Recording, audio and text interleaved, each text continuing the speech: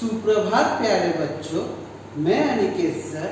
आज मैं आप लोगों को कृतिका भाग 1 पाठ्य पुस्तक से माटी वाली पाठ पढ़ाऊंगा, जिसके लेखक है विद्यासागर नौटियाल। पाठ शुरू करने से पहले बच्चों हम लोग थोड़ा लेखक परिचय जान लेते हैं। विद्यासागर नौटियाल का जन्म 29 सितंबर 1933 ईस्वी में हुआ था। उनकी कुछ कृतियां हैं जो इस प्रकार है।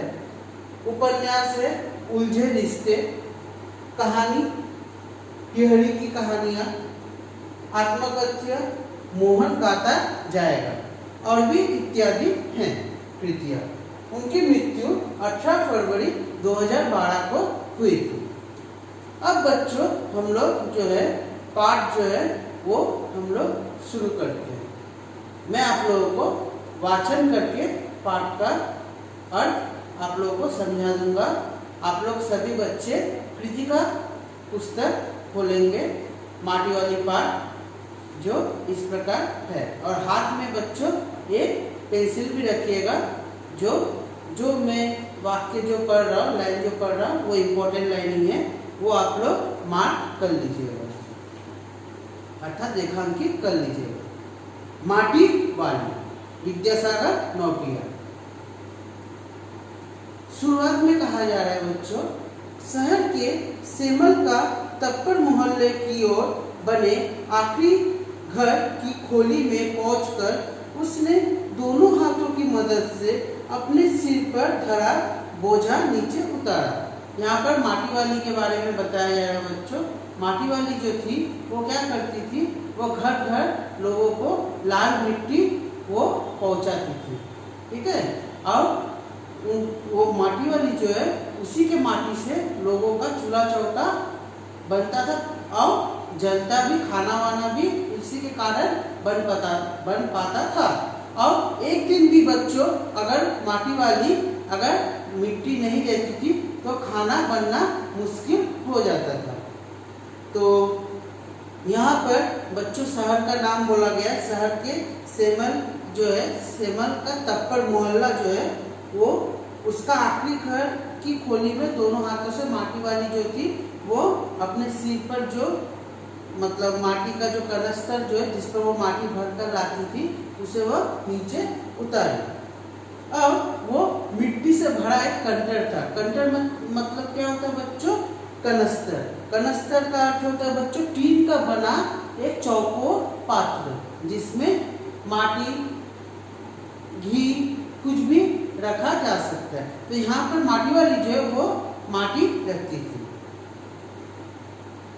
टिहरी शहर में शायद ऐसा कोई घर नहीं होगा जिसे वह न जानती हो या जहां उसे न जानते हो। घर के कुल निवासी वर्षों से वहां रहते आ रहे किराएदार, यहाँ तक कि उनके बच्चे सब कोई माटी वाली से परिचित थे, कोई भी माटी वाली से अनजान नहीं था। घर घर में लाल मिट्टी देते रहने के उस काम को करने वाली केवल वह अकेली ही थी। मतलब वही पूरे मोहल्ले में एकमात्र थी जो हर घर वो माटी पहुंचाती थी। उसका कोई प्रतिद्वंदी नहीं था, अर्थात उसका कोई कॉम्पिटिटर अर्थात प्रतिद्वंदी नहीं था, अर्थात और कोई माटी मतलब देने वाला नहीं था, वही एकमात्र माटी देती थी। उसके बगैर तो ऐसा लगता है मानो टिहरी शहर के कई एक घरों में चूल्हों का जलना तक मुश्किल हो जाएगा। मतलब एक दिन बच्चों अगर वो माटी नहीं देगी तो टिहरी शहर में क्या होगा बच्चों, वहां पर चूल्हा जो है चूल्हा जलना भी वो मुश्किल हो जाएगा। वह न रहे तो लोगों के सामने रसोई और भोजन कर लेने के बाद भी अपने चूल्हे चौके की लिपाई की समस्या पैदा हो जाएगी। मतलब अगर वो इसके अलावा भी उसके माटी से चूल्हा चौका जिसमें बच्चों वहाँ के शहर के जो मतलब वो उस मोहल्ले के जो मतलब लोग जो है वो जहाँ पर जिसमें खाना पकाते थे चूल्हा चौका में, वो चूल्हा चौका का लिपाई पुताई करना भी उसके माटी के बिना संभव नहीं था। चूल्हा चौका के लिपाई के अलावा वो साल 2 साल में क्या करती थी बच्चों, मकान के कमरों दीवारों की गोबरी लिपाई करने के लिए भी लाल मिट्टी की, उसी की लाल मिट्टी की जरूरत पड़ती है। और शहर के अंदर ऐसा कोई भी माटा खान नहीं है जो मतलब एक ही जो है शहर के अंदर कहीं माटा खान भी नहीं है। माटा खान मतलब बच्चों होता है जहाँ से मिट्टी माटी वाली जो है वो लेकर आती थी। शहर के अंदर कोई भी माटा खान नहीं था। भागीरथी और भिलांगना दो नदियों के, ये दो नदियां बच्चों, भागीरथी और भिलांगना, ये दो नदियों के तटों पर बसे शहर की मिट्टी इस कदर बच्चों रेतीली थी कि वहां पर चूल्हों की लिपाई का काम भी नहीं किया जा सकता था। मतलब अगर चूल्हा का बच्चों लिपाई करना पड़ता है तो उसमें आपका क्या होगा, बाली जो है अर्थात रेत जो है, रेत वहां पर बालू जो है, रेत वहां पर रहना नहीं चलेगा। अगर मिट्टी में अगर रेत का अगर एक भी कण रहा या फिर मतलब रेत अगर रहा तो उससे हम क्या कर सकेंगे, चूल्हा का लिपाई पुताई नहीं कर पाएंगे। इसलिए रेत रहना एकदम संभव नहीं था, इसलिए वहां की मिट्टी काम में नहीं आती थी। ठीक है बच्चों, तो आगे बोला जा रहा है घर घर जाकर माटी जो है वो माटी वाले जो है वो देती थी और उसका स्वरूप के बारे में बोला गया बच्चों।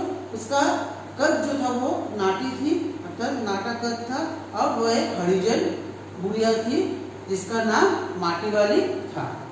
हरिजन बच्चों जाति होता है, हरिजन जाति की वह महिला थी जिसका बुढ़िया यहाँ पर बोला गया क्योंकि वो थोड़ी सी वयस्क थी, उसका उम्र थोड़ा अधिक था और उसका नाम माटी वाली था।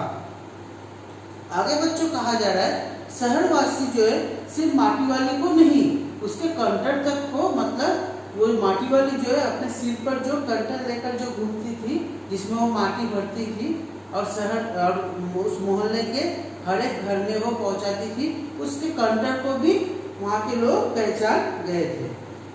वो क्या करती थी, एक रद्दी कपड़ा जो होता है बेकार कपड़ा, उसको मोड़ कर एक गोल आकार का एक डिल्ला बनाती थी। डिल्ला मतलब बच्चों होता है सिर पर जो मतलब बोझा रखने के लिए एक क्या होता है कपड़े की गद्दी सिर पर रखती थी, उसको पहले डिल्ले को, ताकि सिर पर ना लगे, ज्यादा दबाव ना पड़े, उसके ऊपर वह कनस्तर जो है वो रखती थी।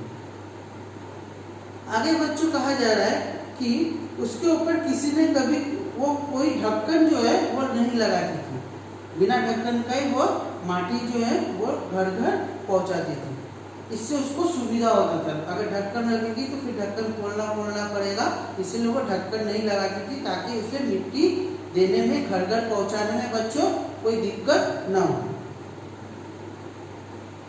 अपने कंटर को वो जो है इस्तेमाल में लाने से पहले ऊपर का ढक्कन जो है उसको वह काट कर वो निकाल कर फेंक देती थी, और ढक्कन के न रहने पर कंटर के अंदर मिट्टी जो है वो भरने और फिर उसे खाली करने में भी आसानी होती थी। मिट्टी भरने ढक्कन नहीं अगर हो, ये भी एक सुविधा है बच्चों उसका नस्तर का, कि ताकि माटी वाली को मिट्टी मतलब भरने और खाली करने में भी बिना ढक्कन का सुविधा होता था, ये भी एक आसानी होता था माटी वाली को, इसलिए भी वो ढक्कन नहीं लगाती थी। उसके कंटर को जमीन पर रखते रखते सामने के घर से एक 9-10 साल की एक छोटी सी लड़की जिसका नाम कामिनी था, वो दौड़ती हुई माटी वाली के पास आई और आकर बोली कि उसके सामने खड़ी हो गई और बोली कि माँ ने कहा है जरा हमारे यहाँ भी आ जाना। फिर माटी वाली जवाब देती है कि अभी आती हूँ। घर की मालकिन ने जो है वो माटी वाली को अपने कंटर की माटी कच्चे आंगन के एक कोने पर जो है उड़ेल देने को कह दिया, और साथ ही साथ उस कामिनी की माँ अर्थात उस बच्चे की माँ जो घर की मालकिन थी, उसने माटी वाली को कहा कि तू बहुत भाग्यवान है, चाय के टाइम पर आई है हमारे घर। भाग्यवान ही आते हैं और खाते वक्त, मतलब जो लोग भाग्यवान होते हैं वो लोग ही खाते वक्त आते हैं। वो अपनी रसोई में गई और अर्थात मालकिन जो है वो अपनी रसोई में गई और जाकर वो 2 रोटियां लेकर आई और रोटियां उसे सौंप कर फिर उसने क्या किया, रसोई में फिर वह घुस गई। आगे कहा जा रहा है बच्चों पेज नंबर 44 में माटी वाली के पास अपने अच्छे या बुरे भाग्य के बारे में ज्यादा सोचने का वक्त ही नहीं था, क्योंकि उसके घर की आर्थिक स्थिति काफी खराब थी। एक दिन वह अगर काम करने ना जाए बच्चों, तो उसके घर का चूल्हा चौका जलना भी मुश्किल हो जाता था, क्योंकि उसके घर में केवल वो थी और उसका पति था, और पति जो था वो बीमार होने के कारण वो काम करने लायक नहीं थे। ठीक है, इसीलिए उसको ही काम करना पड़ता था। वो काम करेगी तभी घर में खाना बन पाएगा। तो इसीलिए उसे अपने भाग्य के बारे में या फिर अच्छे बुरे समय के बारे में सोचने का ज्यादा बच्चों समय ही नहीं था। घर की मालकिन जो है वो अंदर जाते ही माटी वाली ने इधर उधर तेज जो है अपनी निगाहें दौड़ाई, और उस वक्त वह केवल अकेली थी। फौरन उसने क्या किया, उसके सिर पर जो डिल्ला जो था, उस डिल्ले को उसने कपड़े को जो है उसने खोला हड़बड़ी से, और एक झटके में खोलकर उसे सीधा कर दिया। उसके बाद उसने क्या किया, मालकिन के बाहर आंगन में निकलने से पहले उसने चुपके से अपने हाथ में उसकी जो 2 रोटियां जो थी, जो मालकिन ने उसे दिया था बच्चों, उसमें से बच्चों एक रोटी को उसने उसी में रखकर मोड़कर फिर कपड़े का ढीला बनाकर उसे अपने सिर पर गांठ बांधकर उसने रख लिया।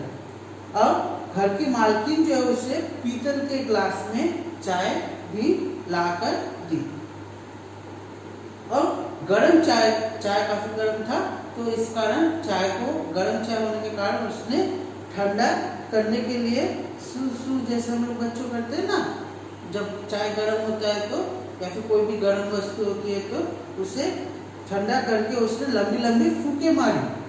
फूके मारकर उसने रोटी के टुकड़ों को चबाते हुए धीरे धीरे जो चाय जो है उसने सुरतने वह लगी, और चाय तो बहुत अच्छा साफ हो जाता है ठाकुराइन जी।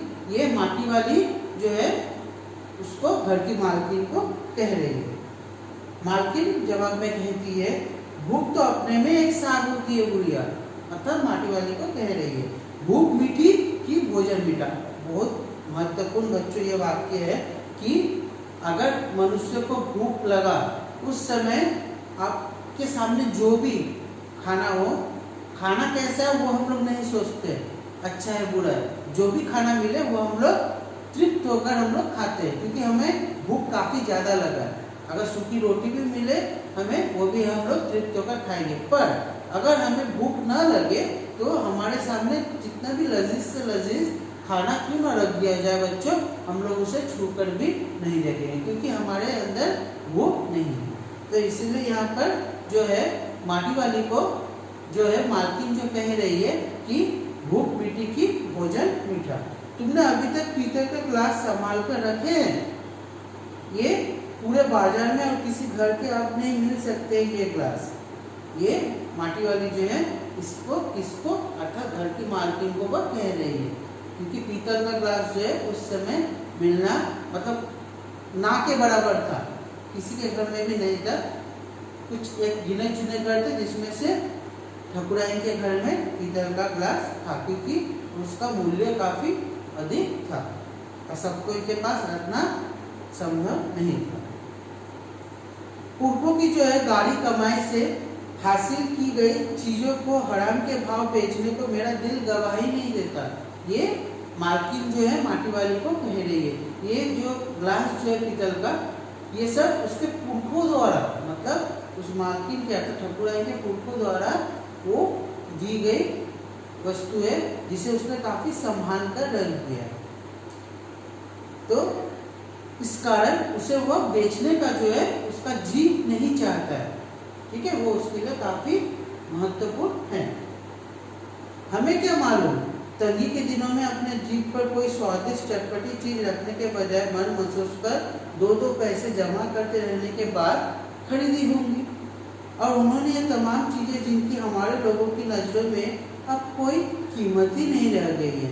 बाजार में जाकर पीतल का भाव पूछो जरा, दाम सुनकर दिमाग चकराने लग जाएंगे।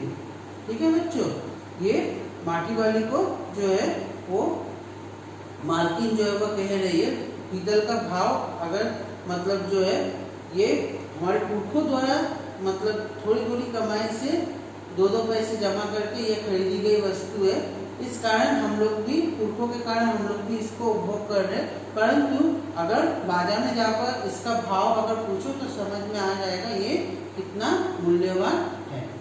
तो बच्चों इसकी अर्थात इसकी कीमत कैसी है। तो बच्चों आज हम लोग यहीं तक रखते हैं। अगली कक्षा में हम लोग शेष बचे हुए पाठ को अध्ययन करेंगे। धन्यवाद।